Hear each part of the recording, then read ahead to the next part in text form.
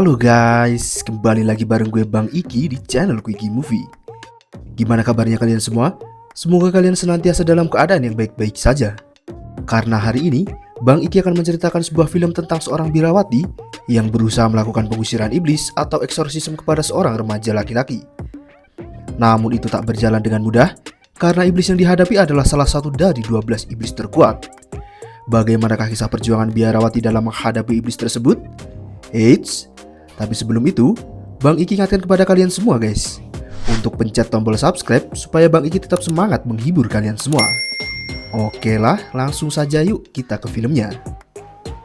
Kisah diawali dengan diperlihatkan seorang pastor yang sedang meruqyah seorang remaja yang kerasukan iblis. Pastor itu terlihat sangat kewalahan, karena ternyata iblis yang merasuki remaja bernama Hee-jun ini sangatlah kuat.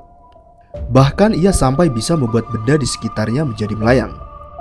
Beberapa saat kemudian, seorang biarawati bernama Sister Junia datang ke tempat ini. Junia yang seorang cegil ibu kota terlebih dahulu sebat, sebelum akhirnya ia pun masuk untuk melakukan ruqyah. Junia yang ternyata adalah veteran yang ahli dalam menghadapi orang yang kerasukan, terlihat sangat tenang saat menghampiri Hee-jun. Ia pun tanpa basa-basi langsung menyiram Hee-jun dengan air suci, hingga membuat Hee-jun yang kerasukan menjadi sangat kesakitan. Junia kemudian meminta anak pastor yang berada di sana untuk membunyikan lonceng dan berdoa. Ia juga meminta orang itu untuk tidak berhenti melantunkan doa-doa selama proses ruqyah dilakukan. Junia lalu mulai melakukan ritual pengusiran. Ia mulai memegang kepala Hee-jun sambil membacakan doa mujarab. Namun doa yang dibacakan Sister Junia cukup berbeda dari doa biasanya. Karena bukannya memakai kata-kata halus, ia justru memakai kata-kata kasar yang terkesan seperti memaki-maki iblis yang berada di tubuh Hee-jun. Junia mengakhiri doa dengan menyumpal mulut Hee-jun menggunakan patung Bunda Maria. Namun proses ruqyah yang dilakukan Junia ternyata tidak berhasil, karena iblis yang berada di tubuh Hee-jun belum keluar melainkan sedang bersembunyi. Hee-jun kemudian dibawa dan dirawat di rumah sakit Katolik. Dokter yang merawat Hee-jun kemudian bertanya kepada perawat sekaligus biarawati yang bernama Mikaela mengenai pendapatnya tentang fenomena kerasukan. Mikaela pun menjawab bahwa kerasukan itu sebenarnya tidak ada, dan kerasukan yang dialami Hee-jun adalah penyakit kepribadian yang bisa disembuhkan apabila dirawat dengan benar.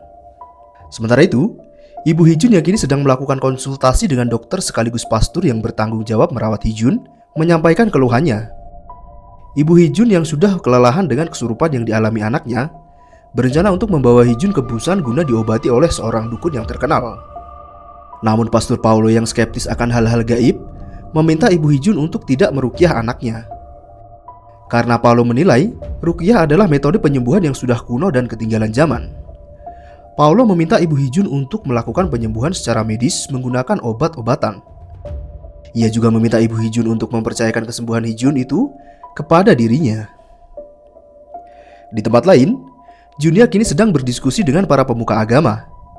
Junia meminta pastor kepala untuk memanggil pastor Kim dan pastor Choi dari Vatikan untuk segera melakukan proses ruqyah ke Hee-jun secepatnya. Karena apabila tidak dilakukan, maka nyawa Hee-jun terancam dalam bahaya. Namun pastor kepala tidak bisa mengabulkan permintaan Junia itu untuk melakukan ruqyah kepada Hee-jun dalam waktu dekat. Karena proses ruqyah baru bisa dilakukan jika gereja pusat sudah memberikan izin. Dan menurut pastor kepala, Junia seharusnya tidak boleh melakukan proses ruqyah kepada Hee-jun. Karena status Junia sebagai seorang wanita dinilai tidak pantas untuk melakukan proses ruqyah. Junia yang mendengarnya pun mulai merasa marah. Ia lalu pergi, meninggalkan para pemuka agama dengan perasaan kecewa. Junia kemudian pergi menemui pastor Andrea, yaitu gurunya sekaligus pastor yang semalam gagal meruqyah Hee-jun. Andrea memberikan data milik Hee-jun kepada Junia. Andrea menyerahkan proses ruqyah Hee-jun kepada Junia karena dirinya yang sudah tua merasa tak sanggup lagi untuk melakukan proses ruqyah. Andrea juga menyarankan Junia untuk menghubungi pastor Kim dan Choi yang berada di Vatikan untuk membantunya menyembuhkan Hee-jun. Namun Andrea juga memperingatkan Junia untuk berhati-hati karena iblis yang merasuki Hee-jun bukanlah iblis biasa, melainkan salah satu dari 12 iblis terkuat yang dikenal sangat jahat. Pastor Andrea juga menyampaikan informasi penting kepada Junia bahwa dulu pernah ada kasus serupa. Dan ia juga percaya bahwa iblis yang merasuki Hee-jun adalah iblis yang sama yang merasuki salah satu anak perempuan belasan tahun yang lalu. Junia yang sudah paham kemudian berpamitan karena ia ada janji dengan seseorang di rumah sakit pada hari ini. Junia yang kini berada di rumah sakit mulai melakukan scanning MRI. Ternyata, Junia kini sedang mengidap penyakit kanker stadium akhir, dan hidupnya diperkirakan tak akan lama lagi. Sementara itu, Ibu Hee-jun yang kini sedang menunggu anaknya mendapat telepon dari seorang rentenir. Rentenir itu meminta Ibu Hee-jun untuk segera melunasi hutangnya, karena hutang yang dilakukan Ibu Hee-jun sudah jatuh tempo. Ibu Hee-jun meminta rentenir itu untuk memberinya sedikit waktu lagi. Namun karena Ibu Hee-jun sudah berkali-kali nunggak, rentenir itu menolak untuk memberinya waktu lagi. Ia malah memaki-maki Ibu Hee-jun dengan kata-kata kasar hingga membuat Ibu Hee-jun kena mental. Ibu Hee-jun yang sudah kena mental kemudian mendiskon nyawanya sendiri. Di lain sisi, Junia kini sedang berdiskusi dengan Paolo. Junia meminta Paolo untuk menyerahkan Hee-jun kepadanya, di mana ia akan melakukan proses ruqyah mandiri kepada Hee-jun sebelum terlambat. Namun Paolo yang keras kepala menolak untuk menyerahkan Hee-jun karena menurutnya Hee-jun hanya sedang sakit mental. Paolo juga menegaskan bahwa selama Hee-jun masih pasiennya, maka ia tidak akan mengizinkan siapapun meruqyah Hee-jun. Tiba-tiba saja, Paolo mendapat telepon yang memberitahunya bahwa ada seorang wanita yang melompat dari gedung lantai atas. Dan seperti yang sudah kita duga, wanita itu adalah Ibu Hee-jun. Junia yang mendengar ada suara iblis di atap rumah sakit, kemudian menyuruh iblis itu untuk pergi. Namun yang tidak ia sadari, gerak-geriknya dilihat oleh Mikaela. Beberapa saat kemudian, Junia menawari Mikaela tumpangan dan mengajaknya untuk makan malam. Dan meski agak ragu, Mikaela akhirnya menerima ajakan Junia itu. Di restoran, Junia mengungkapkan kepada Mikaela bahwa ia setengah tunarungu, di mana salah satu telinganya sudah tidak berfungsi lagi. Namun ia mendapatkan keistimewaan, yaitu bisa mendengar suara-suara gaib dari telinganya yang sudah tidak berfungsi itu. Junia juga mengungkapkan bahwa ia tahu Mikaela juga memiliki keistimewaan. Junia lalu meminta bantuan Mikaela untuk membawa Hee-jun kabur dari rumah sakit. Karena jika ia terus berada di rumah sakit, maka nyawanya terancam dalam bahaya. Mikaela yang mendengarnya tentu menolak permintaan Junia itu, karena ia tak bisa percaya begitu saja dengan seseorang yang baru saja ia temui. Junia merespon penolakan Mikaela itu dengan santai. Ia lalu memberikan berkas milik Hee-jun kepada Mikaela dan mempersilahkannya datang kapan saja. Mikaela pun pulang dengan mengumpat di sepanjang jalan. Sesampainya di rumah, Mikaela lalu membuka kartu ramalan yang diam-diam ia sembunyikan di dalam buku. Ia mencoba untuk kembali memainkan kartu ramalan yang ternyata berisi tentang iblis dan paus.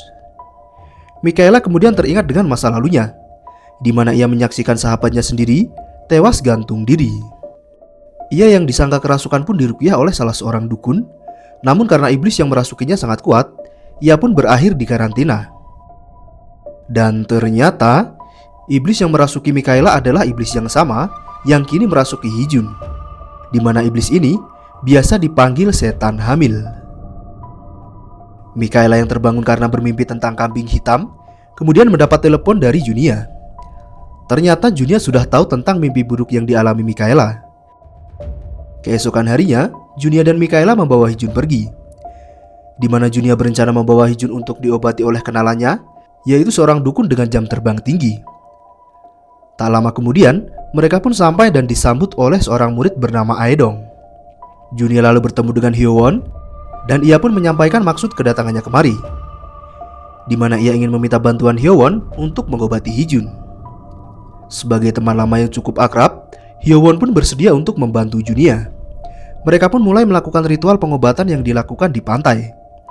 Hyo-won pun mulai menari sambil membacakan mantra kepada Hee-jun. Junia dan Mikaela lalu membawa Hee-jun ke laut guna dibersihkan. Mereka juga tak lupa menceburkan kain putih dan beberapa ayam cemani sebagai syarat jalannya ritual.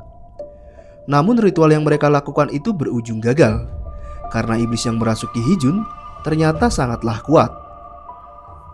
Hee-jun kemudian dibawa kembali ke rumah sakit. Mikaela memberitahu Junia bahwa ia tak akan bisa lagi membantu Junia membawa kabur Hee-jun, karena Pastor Paolo kini mengawasi Hee-jun dengan sangat ketat. Mikaela lalu pergi untuk melanjutkan pekerjaannya. Namun saat berada di lorong, ia bertemu dengan salah satu pasien bernama Myungja. Akan tetapi tiba-tiba, tangan Myungja berubah menjadi hitam. Dan Mikaela yang menyadari sesuatu, kemudian berlari menuju ruangan Myungja dirawat. Dan ternyata, Myungja sudah tewas beberapa menit yang lalu. Dan yang ditemui Mikaela adalah hantu dari Myungja. Disinilah terungkap keistimewaan yang dimiliki Mikaela, yaitu ia ternyata bisa melihat hantu atau arwah penasaran. Mikaela kemudian pergi menemui Junia di rumahnya.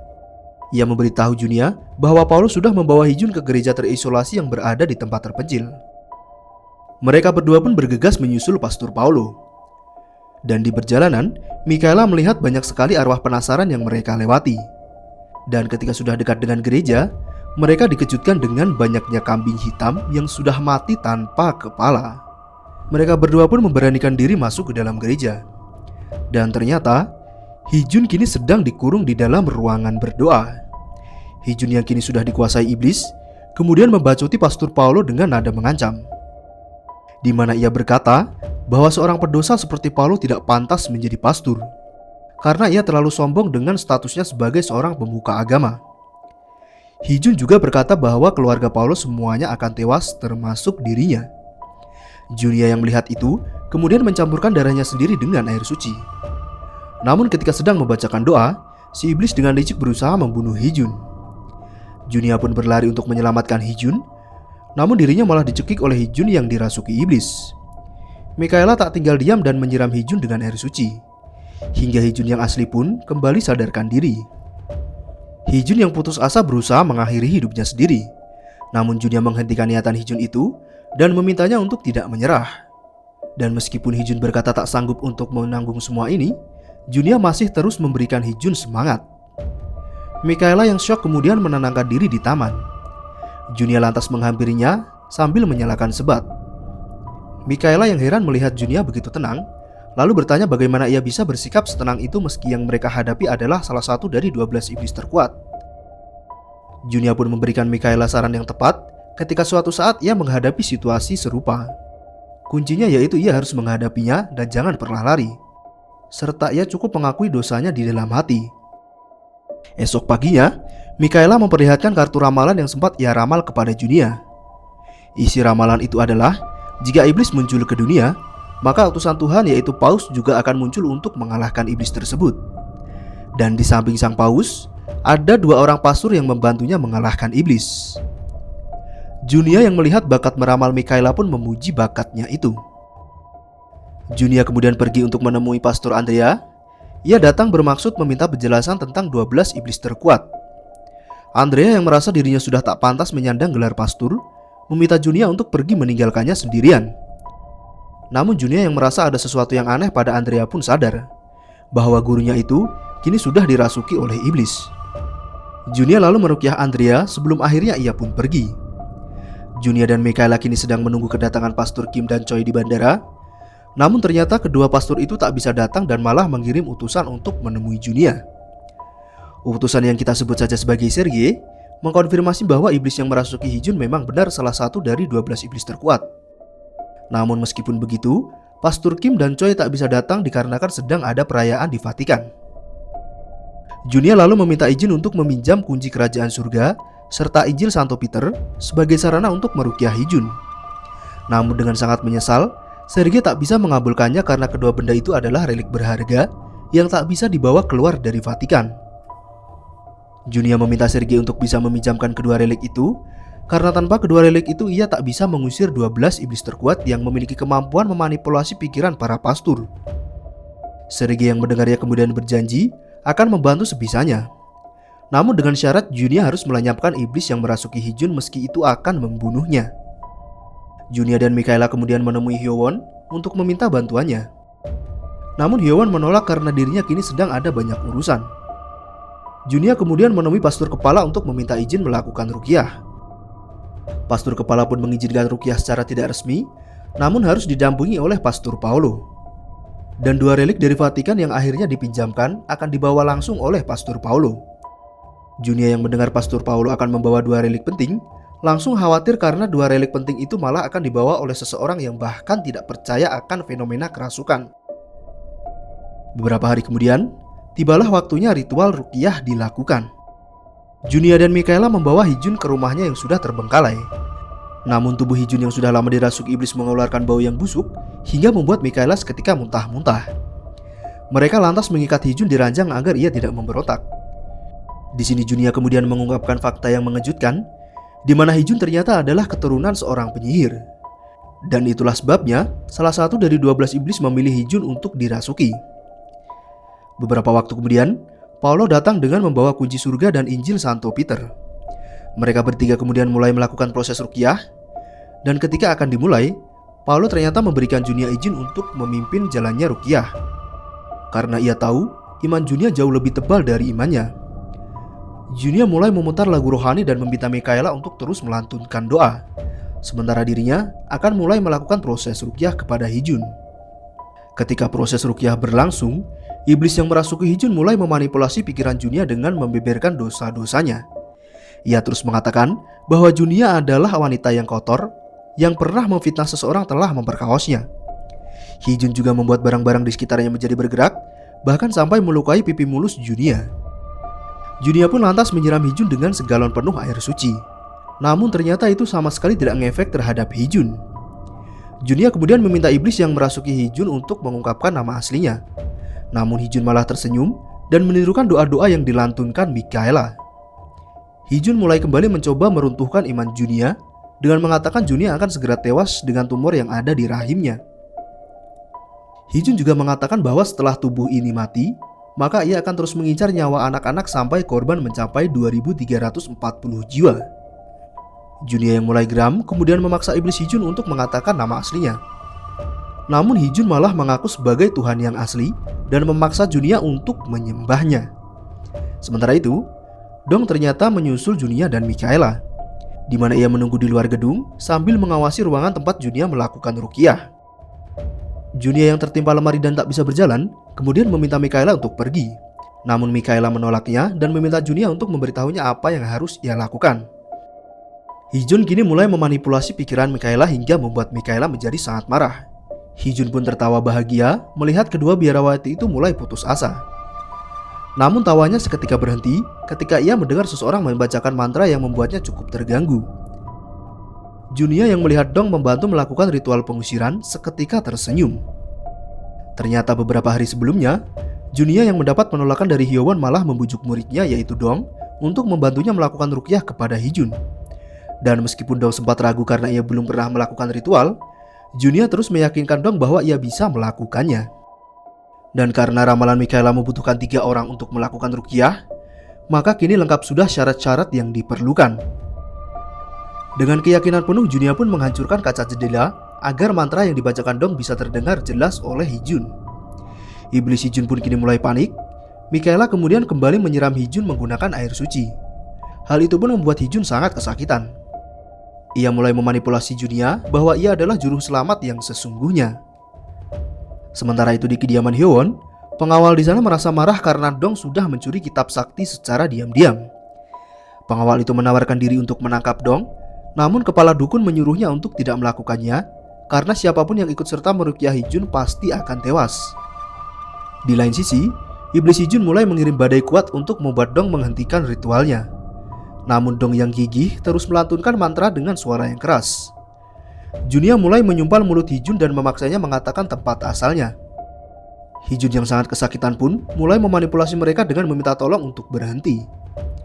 Junia yang merasa iblis Hee-jun sangat susah dikeluarkan mulai mengajukan kesepakatan, di mana Junia akan mengizinkan iblis itu masuk ke rahimnya jika si iblis bersedia melepaskan Hee-jun. Namun si iblis yang tahu bahwa rahim Junia ada tumornya menolak mentah-mentah hal itu. Ia tak bersedia dilahirkan dari rahim Junia yang ia anggap kotor dan penuh dosa. Namun karena tergoda akan lahir ke dunia dan memiliki wujud fisik, si iblis pun akhirnya menerima tawaran yang diajukan Junia tersebut. Dong yang sedari tadi membacakan mantra sambil memainkan gendang, mulai lelah ketika gendang yang ia gunakan jebol. Namun ia tak menyerah dan terus membacakan mantra dengan suara yang sangat lantang. Junia juga mengeluarkan doa andalannya, yaitu berupa kata-kata kasar yang memaki si iblis. Ia pun memaksa iblis itu untuk mengungkapkan nama aslinya. Si iblis pun mengungkapkan identitasnya. Ternyata ia adalah Pangeran Agung Neraka yang sudah ada sejak zaman purba, dan nama aslinya adalah Gamigin. Junia yang sudah mengetahui nama asli si iblis kemudian membacakan doa untuk mengusir Gamigin dari tubuh Hee-jun. Dan akhirnya Hee-jun pun terlepas dari pengaruh iblis Gamigin. Akan tetapi perjuangan mereka belum selesai sampai di situ, karena secara tiba-tiba gedung ini mulai terbakar. Junia kemudian meminta Mikaela untuk membawa Hee-jun pergi. Junia juga meminta Mikaela membawa Hee-jun ke gereja terdekat. Ia juga meminta Mikaela untuk membunyikan lonceng yang berada di menara gereja sebanyak 3 kali. Mikaela lalu meminta Junia untuk ikut pergi. Namun ketika ia melihat perut Junia sudah mulai membesar, ia pun sadar Junia sudah mengorbankan dirinya untuk menyelamatkan Hee-jun. Mikaela pun dengan terpaksa pergi meninggalkan Junia. Mikaela dan Dong yang membawa Hee-jun pergi menggunakan mobil mulai mendapat rintangan, di mana tikus-tikus berdasi mulai membanjiri jalan hingga membuat jalanan menjadi macet. Mikaela dan Dong mau tak mau harus berlari untuk sampai ke gereja terdekat. Namun tiba-tiba saja, sebuah motor menyerempet Dong hingga membuatnya tak bisa berlari lagi. Dong lantas menyuruh Mikaela untuk pergi ke gereja sendirian dan membunyikan lonceng seperti yang dikatakan oleh Junia. Mikaela mau tak mau pun berlari sendirian. Dan dengan sekuat tenaga, ia membunyikan lonceng sebanyak 3 kali. Junia yang mendengar suara lonceng pun merasa lega. Ia dengan pelan kemudian berjalan memasuki kobaran api, dan kita juga bisa melihat perut Junia yang sudah mulai membesar. Ia berjalan memasuki kobaran api dan berniat melenyapkan Gamigin yang kini berada di kandungannya. Mikaela yang berusaha menyusul Junia hanya bisa pasrah dan menangis, karena ia yang sudah kehabisan tenaga tak mampu untuk berjalan lagi. Keesokan harinya, Sergei dan Paulo menghadiri pemakaman Junia. Paulo meminta maaf karena walaupun ia seorang pastor, keimanannya yang tipis membuatnya tak sanggup membasmi iblis Gamigin. Namun Sergei tak menyalahkan keputusan Paulo itu, karena menurutnya setiap orang berhak memilih untuk percaya atau tidak dengan fenomena gaib. Mikaela yang datang ke makam Junia dikejutkan dengan kedatangan Pastor Choi yang rela datang jauh-jauh dari Vatikan hanya untuk mendoakan Junia. Mikaela yang bingung harus melakukan apa, kemudian bertanya kepada Pastor Choi apa yang harus ia lakukan sekarang. Pastor Choi pun meminta Mikaela untuk membasmi 12 iblis terkuat yang diperkirakan akan muncul dalam waktu dekat. Pastor Choi juga meminta Mikaela untuk tidak takut, karena Pastor Choi yakin Junia sudah mengajarkan semua ilmunya kepada Mikaela. Dan juga mulai saat ini, ia akan menemani Mikaela untuk membasmi 12 iblis terkuat yang tersisa. Dan film pun selesai. Gimana, cukup seru bukan? Junia yang sadar iblis Gamigin terlalu kuat untuk dikalahkan, kemudian membuat siasat untuk menjebak iblis Gamigin, di mana Junia yang memang menderita kanker dan hidupnya tak akan lama lagi, menawarkan Gamigin untuk masuk ke dalam rahimnya agar terlahir ke dunia dengan wujud fisik. Dan setelah Gamigin masuk ke rahimnya, Junia pun memutuskan bundir dengan masuk ke dalam kobaran api guna membunuh Gamigin yang berada di kandungannya. Pesan yang dapat kita ambil dari film ini adalah agar kita semua senantiasa mendekatkan diri kepada Tuhan Yang Maha Esa. Karena Junia saja yang imannya tebal masih kalah dari hasutan iblis, apalagi kalian yang imannya setebal tisu dibagi 7. Oke, jangan lupa subscribe dan nyalakan lonceng notifikasinya agar kalian tidak ketinggalan video menarik lainnya dari Quickie Movie. See you to the next video. Bye.